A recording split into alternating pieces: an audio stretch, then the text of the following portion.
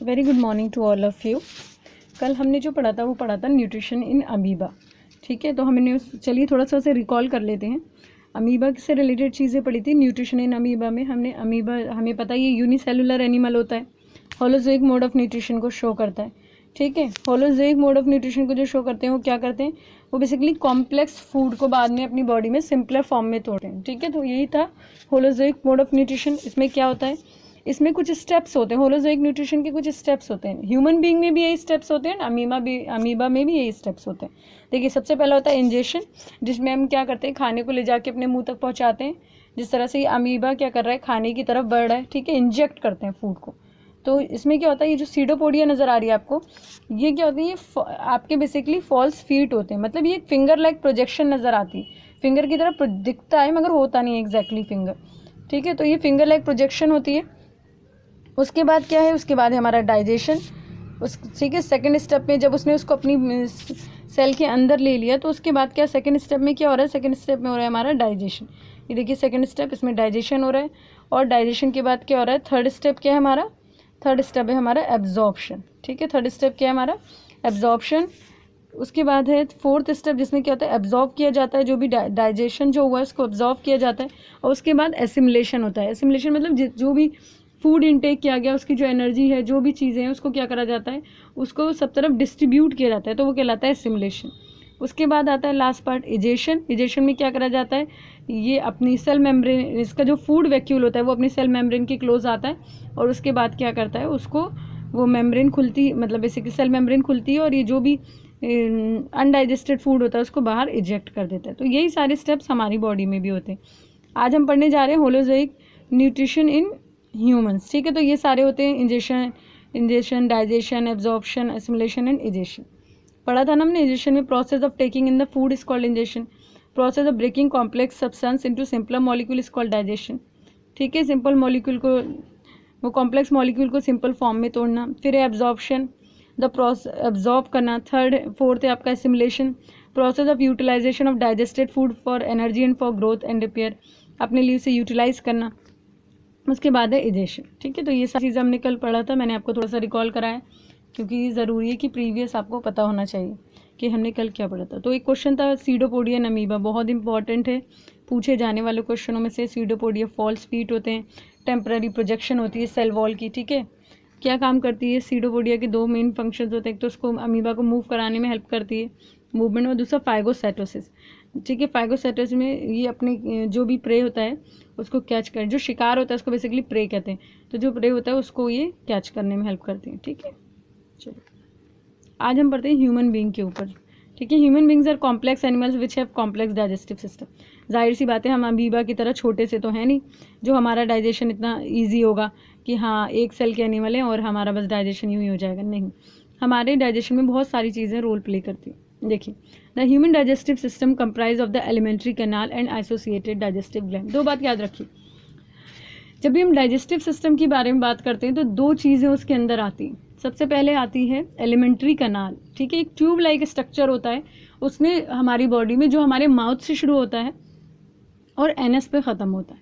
ठीक है, और ये जो ट्यूब है इसने अपने आप को मॉडिफाई कर रखा है हर तरह से।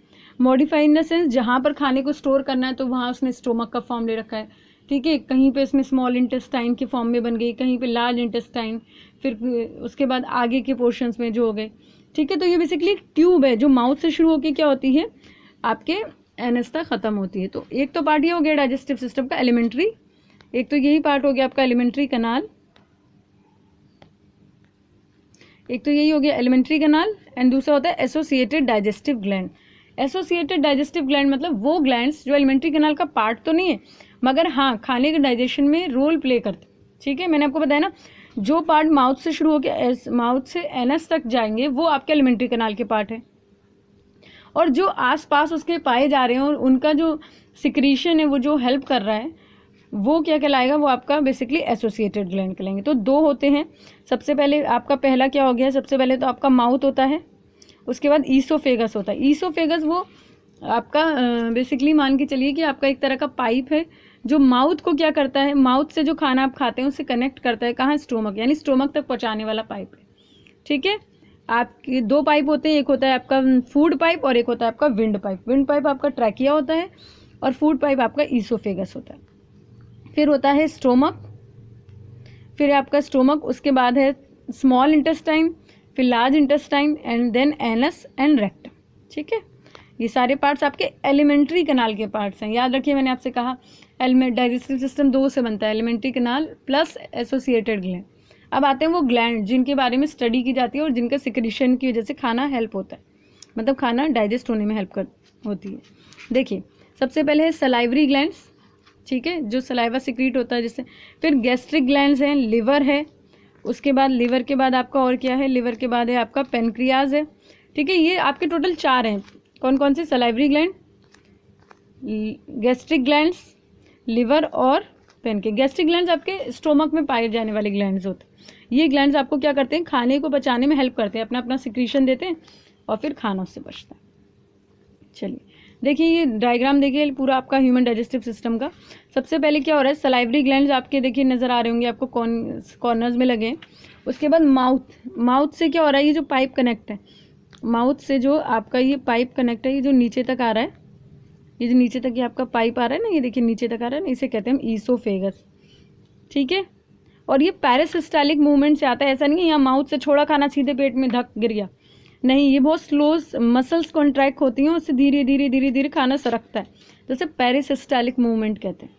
उसके बाद है आपका ये वाला देखिए माउथ हो गया, फिर ईसोफेगस हो गया।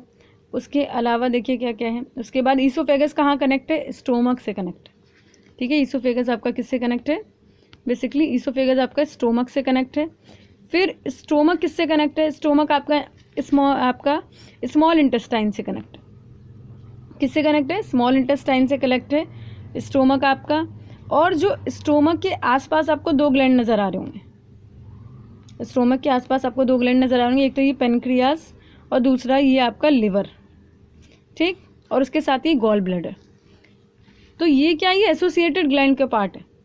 उसके बाद हो गया स्मॉल इंटेस्टाइन, स्मॉल इंटेस्टाइन के बाद हो गया लार्ज इंटेस्टाइन, लार्ज इंटेस्टाइन के बाद लार्ज इंटेस्टाइन को कहाँ खुलता है, आपका रेक्टम में खुलता है, और रेक्टम के बाद एनस में।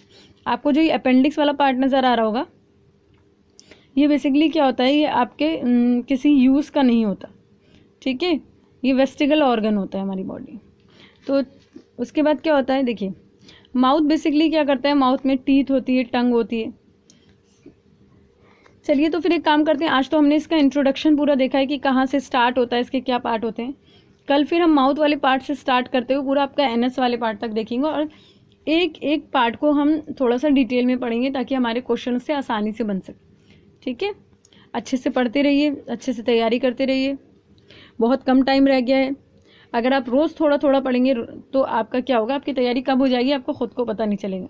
मगर आप ये सोचेंगे हाँ नहीं हमें 2 घंटा रोज़ पढ़ूंगा तो या 4 घंटा रोज़ पढ़ूंगा, इस तरह के गोल सेट करेंगे तो मुश्किल ही है कि इस तरह के गोल को आप कंप्लीट कर पाए। ठीक है, चलिए, थैंक यू।